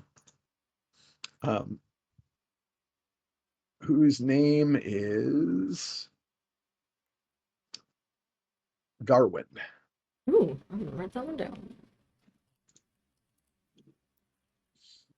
Okay. Probably like Garwin Runesmith, frankly. Right. Yeah. Being, if you're that sort of thing, you get known for it. Look at that good boy with a toy. He has a toy to play He's with. so good. Look, everyone, I am biting this toy and holding it with my little foot. Yeah. This is better than when he was biting on my fingers. Okay, and you stand at the head of the table, Copernicus. You got this, Bernie. And I'm here to Lucretia help. turns to you, kind of raises her hands to quiet the room, and says, "Welcome, one and all, to my home. My father has brought us all here to speak of dire portents and dangers. Many of us are aware of to some degree or another." And she turns to you, "Father?" Yes, I've called you all here because in our travels across this realm, our paths have crossed with yours, and in each of your lands, we have found dark forces moving that seem to be moving in concert the more me and my companions begin to see the greater pattern at play.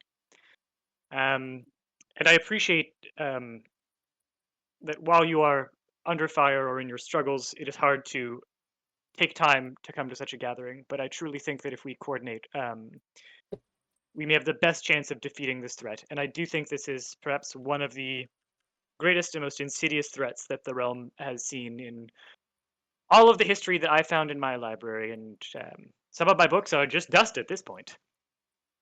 So let me walk you through the threats that we've seen and the threads that I find that link them. I'd be happy to answer any questions as we go or at the end. And my goal here is twofold.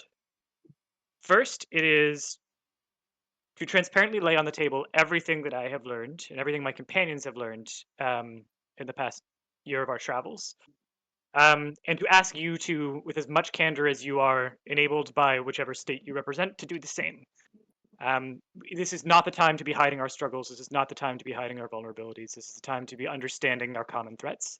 And I will go first as a display of good faith.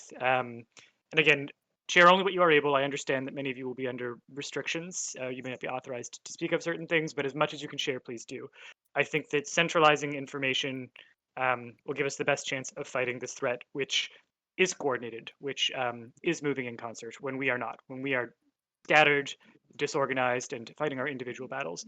And then my second goal is to see if we can mobilize a common force to strike at the heart of the threat, especially if we can learn more about what it is and what its weaknesses are.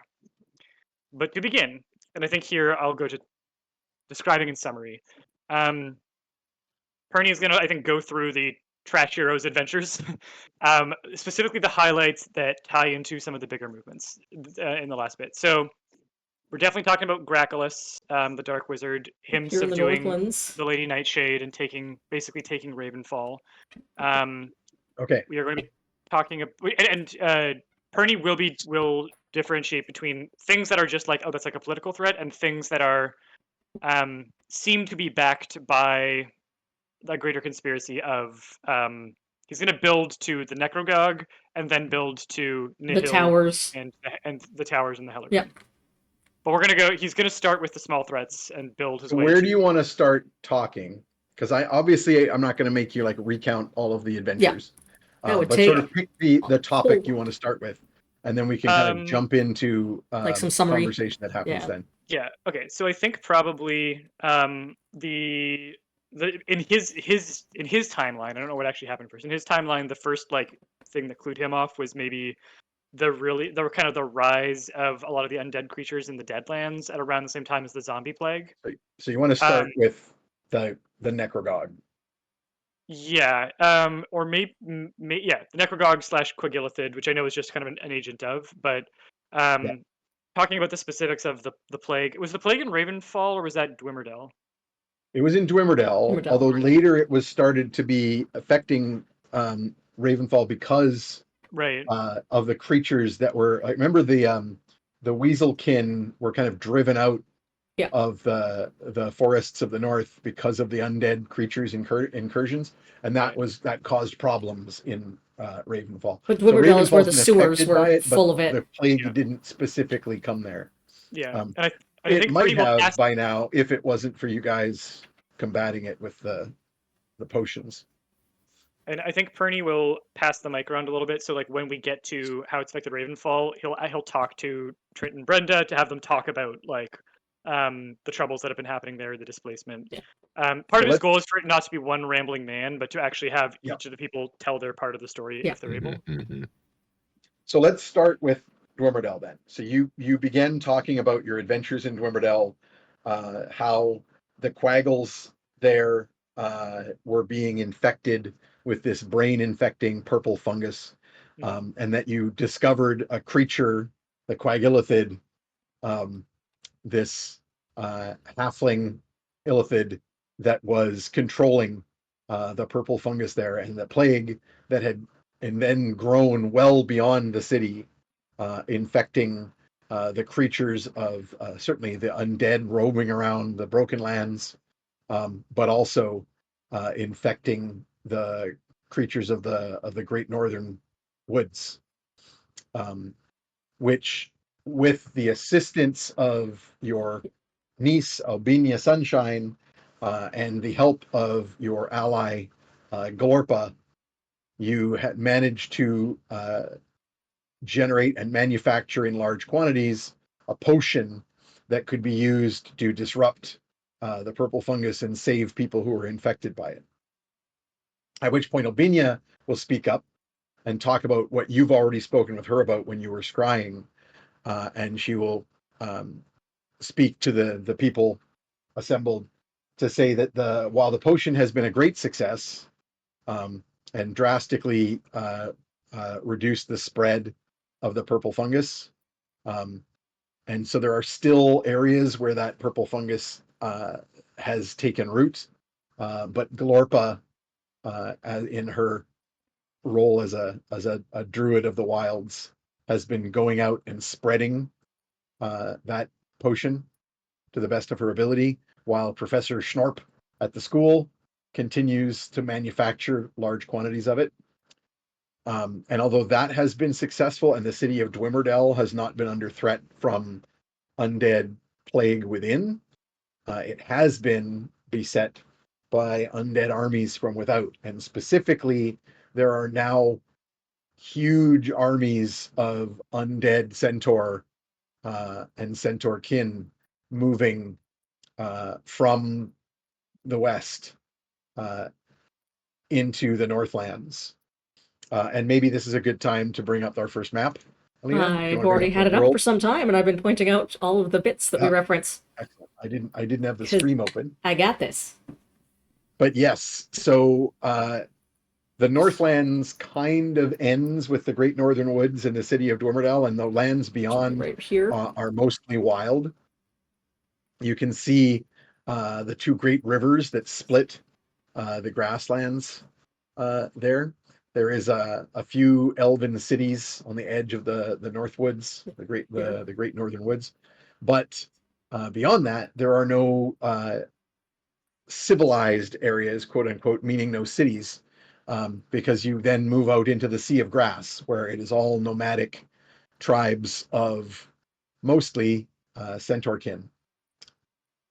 And whether it was the purple fungus plague or other means of creating undead, there are now armies upon armies of undead horsemen marching.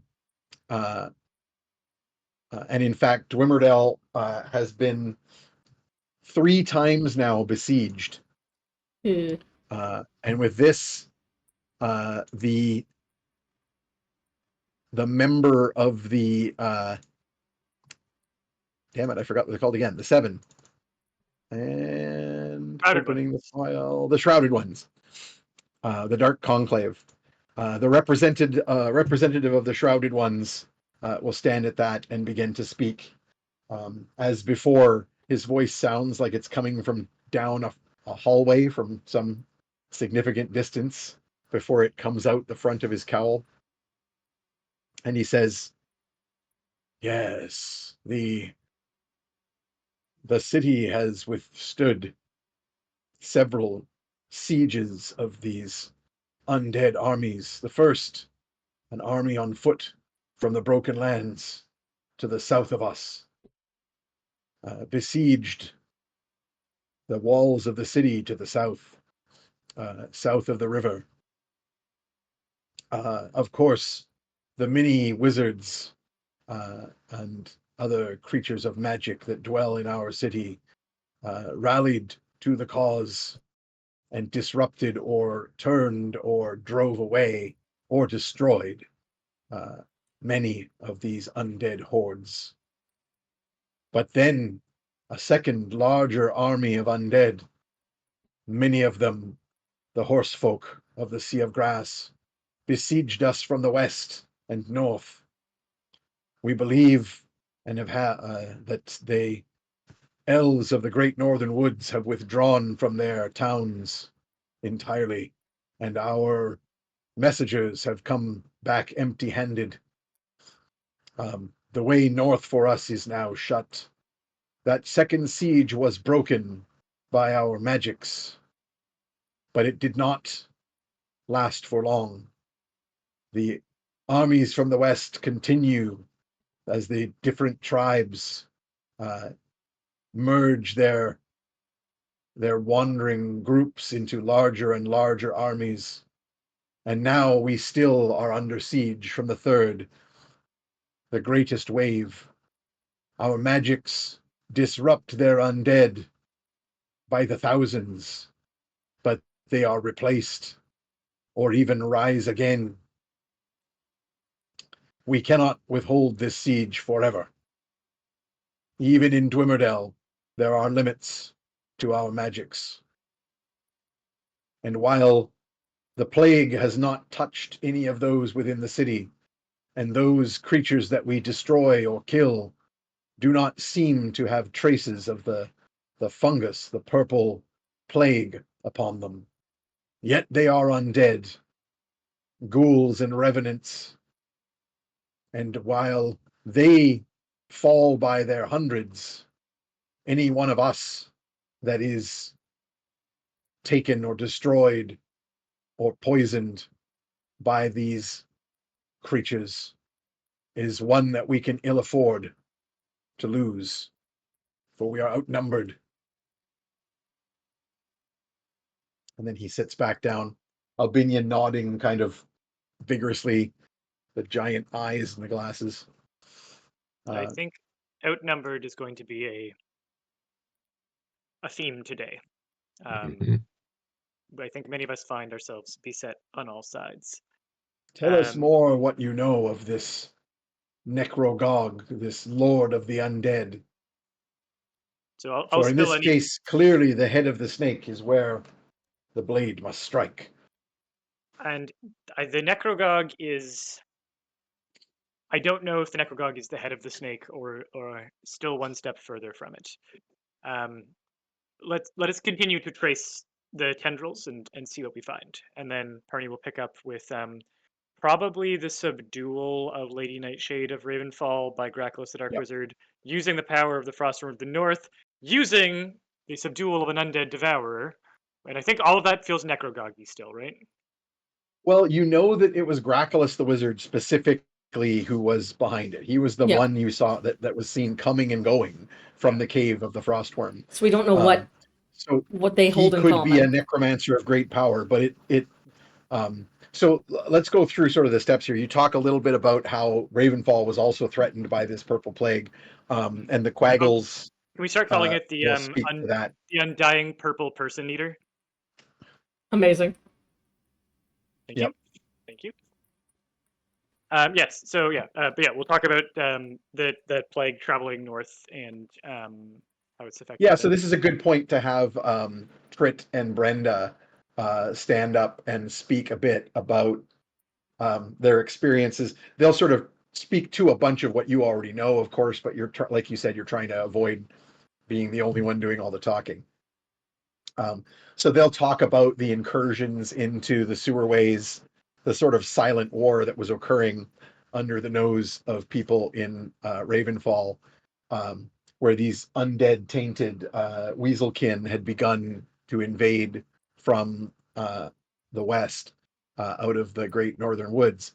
And they'll talk a little bit about how that has passed, that a subsect of the weaselkin that weren't tainted with the undead issues were incorporated into their community. The druid Glorpa helped them sort of create food in the dungeons until an attack from the deeper Underdark, this great worm that attacked, coinciding with invasion of the city by this rise of the cult. And so the Raven cult in the north has been an issue on and off for ages. At this point, Eurus Gale will stand and speak, the member of the Thieves Guild, and he will talk about how the Raven cult of Ravenfall has always been tolerated to a degree by Nightshade because they've always to some degree revered her as a fae that is maybe akin to some degree the Raven Queen, the fae god, but specifically that they've never been a real challenge to her power. But recently, a huge amount of power has risen within the Raven cult, and their warlocks have grown in power. Initially, this seemed to be just because they were making specific deals of magic with barbarians of the icy wastes, and there was a, a knight barbarian group that called themselves the Night Slayers, who were assassins, and that power consolidation became worrying to the guild, um, although it didn't seem to touch Lady Nightshade. Um, but that one barbarian group gave way to a bigger, more dangerous group. These barbarians, followers of Nihil, these ice barbarians with their ice magics, that may be coming from the cult.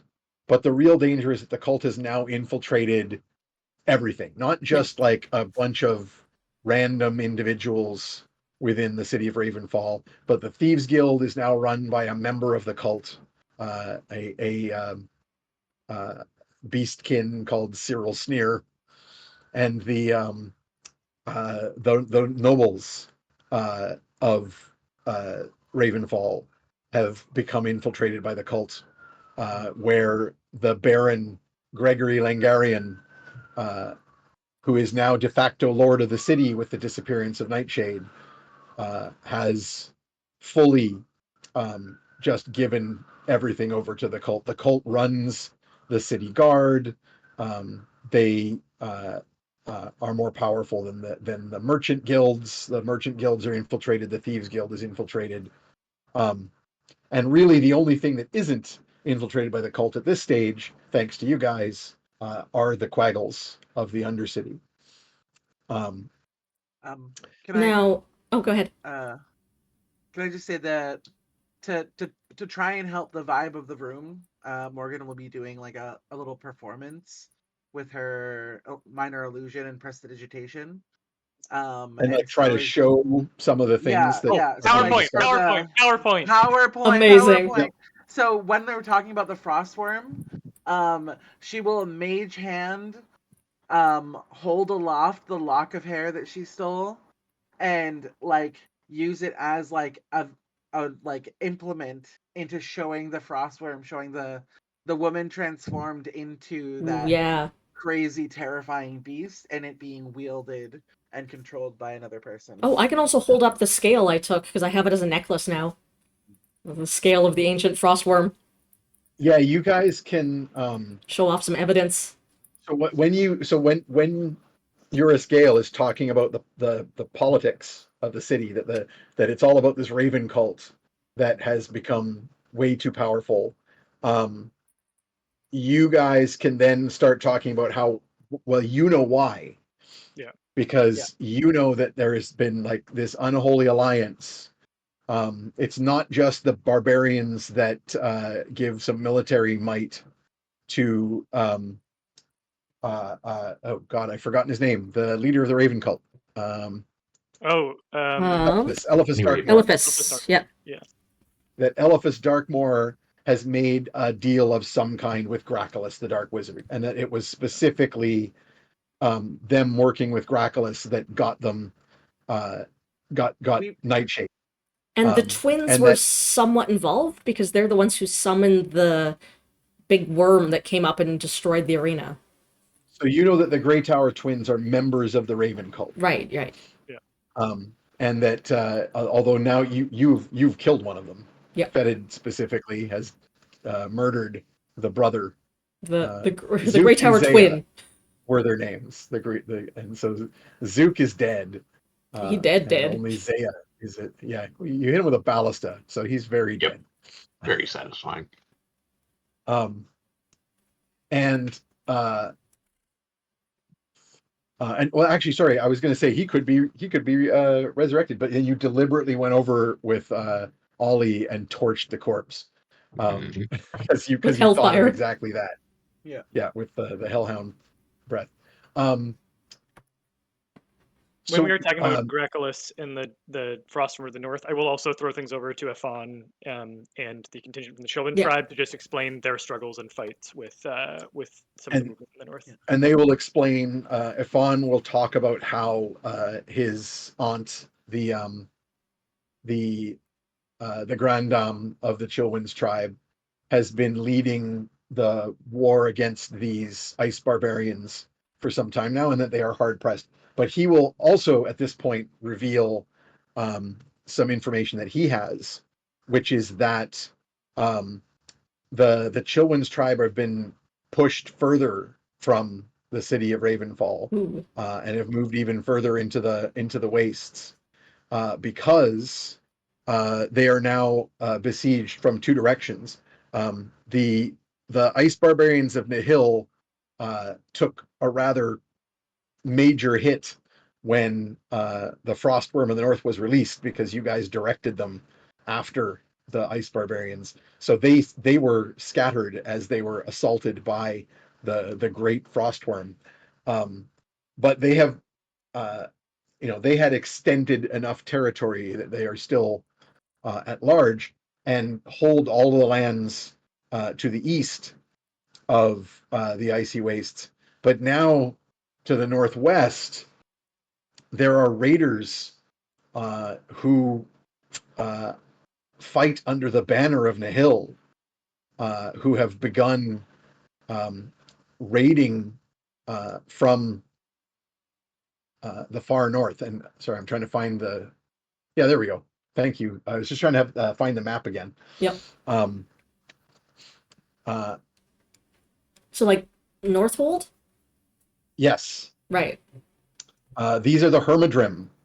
So the Hermodrim of Northhold have begun raiding the coast, as they used in many ages past, before before the Great War of the North that unified the Northlands under the banner of Karsh, of the Strax.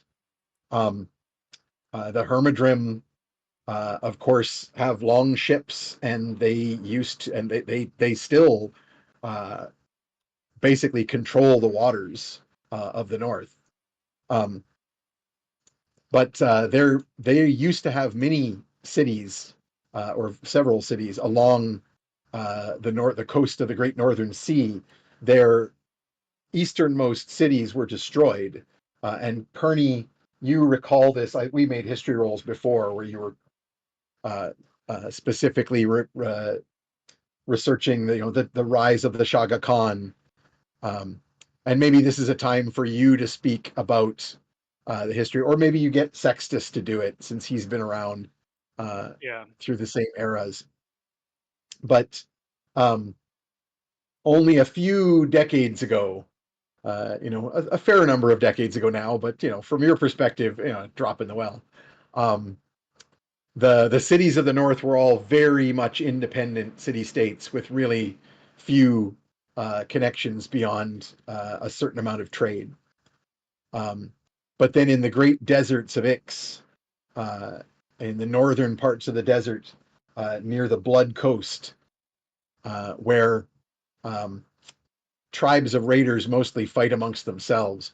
You can go to the wider map of the Already done. Northlands, not the full world map, but just Oh, okay. Just the Northlands? because I believe that map has. Just the edge of the desert of Oh, I think Ix. it's the one. Yeah. Oh, sorry, you just were too zoomed in. That's Yep. right. So you can see the Blood Coast at the very edge of that map, Yeah, beyond the just Deadlands, where we're you actually guys are near it. now. We're right by Morwindle, Yeah, you're in Morwindle. You're not too far from it. so that's not Um, far. but it was uh, the the the Chaga Khan was a barbarian leader of tribes on the Blood Coast, who suddenly gained great powers from something in the deep deserts that allowed Hmm. him to unify the tribes into his golden horde, which then raided first the city of Direwind, and it was largely ignored because Direwind was that like that's that city over there. That's practically In the desert. in the Wahadi deserts. So what do we care? But they continued to march west, and Copernicus can go into. Actually, I think I gave you this. Maybe do you still have the document of your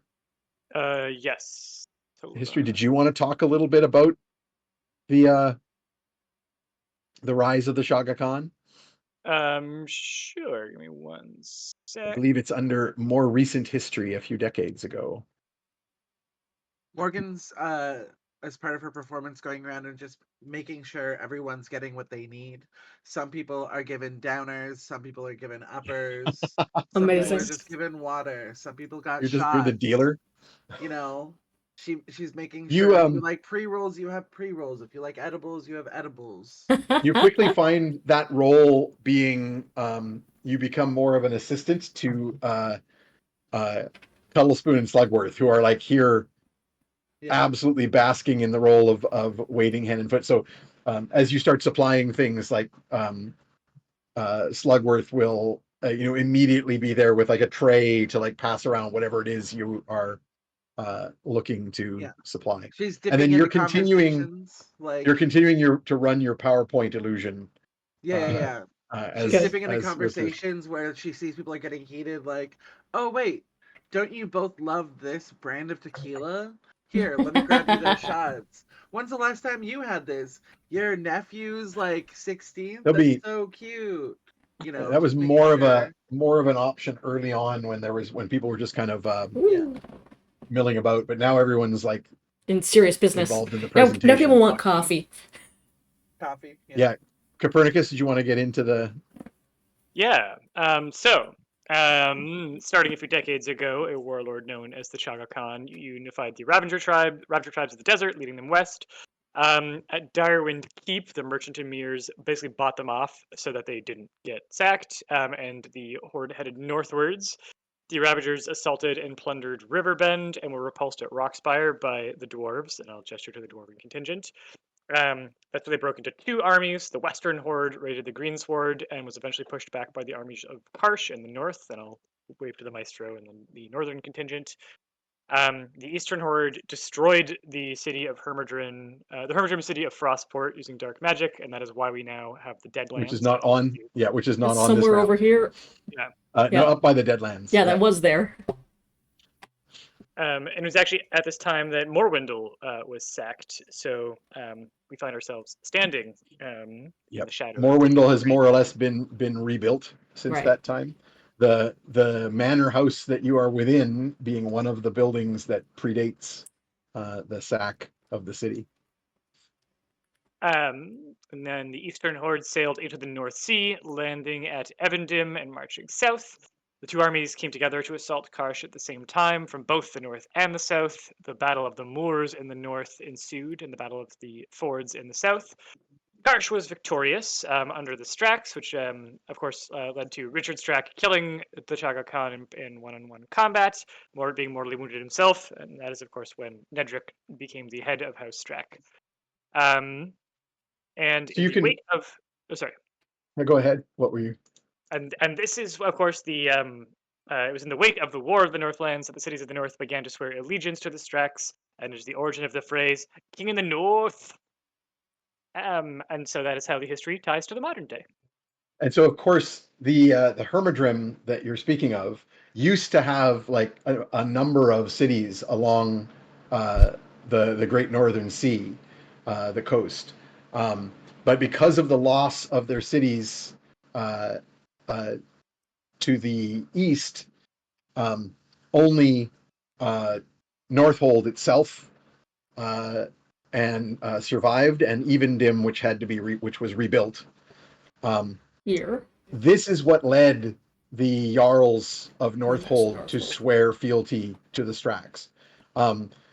seeing what was coming their way in terms of these armies of the Horde is what led Dwimmerdell and Ravenfall and even the pirates of Port Evermere to lend their armies and swear allegiance to the Strax in order for the battles of the Moors and the Fords to be won and unify the Northlands. And the entirety of the Northlands of Karsh being a sort of kingdom owes itself to that time, to that war.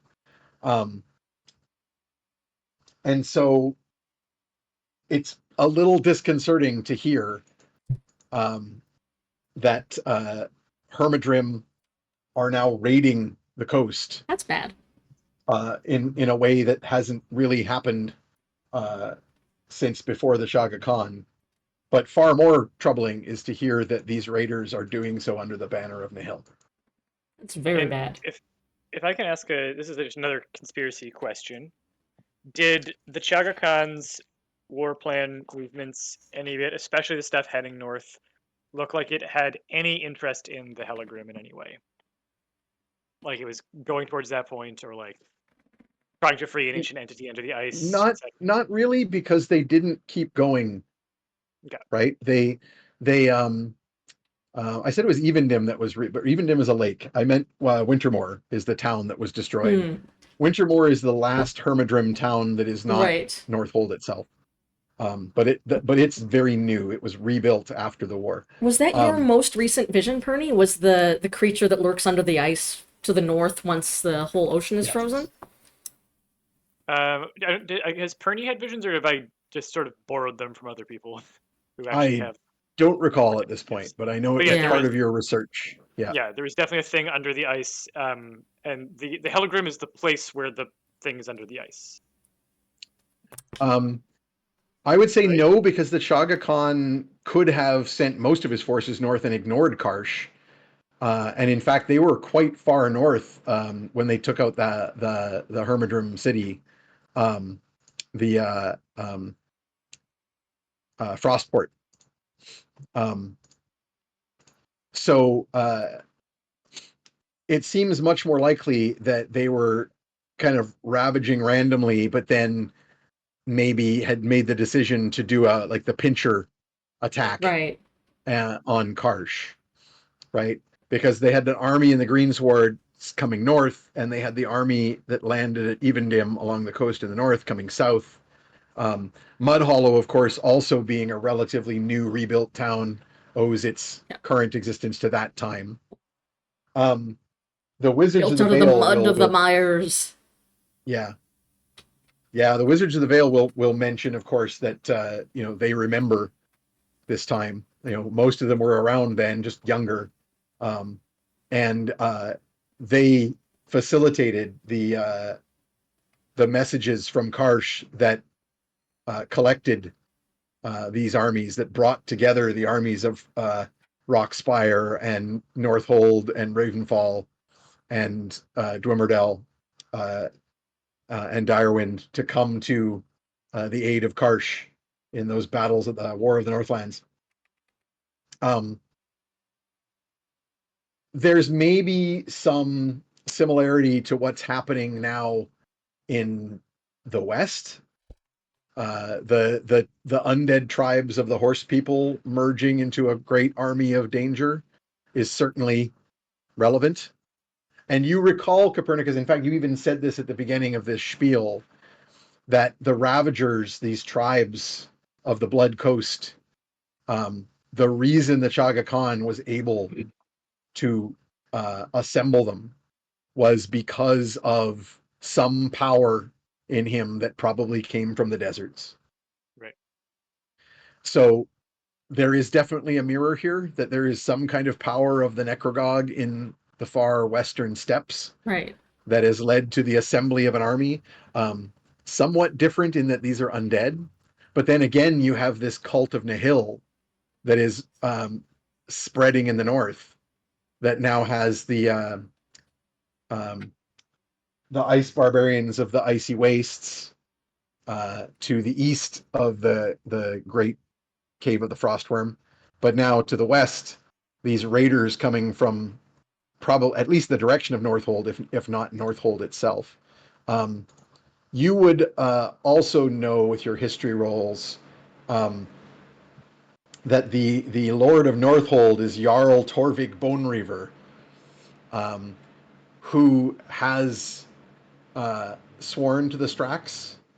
He Right. he and his Hermodrim have raided the North Coast sort of at their whims over the years, but not under some crazy religious cult banner.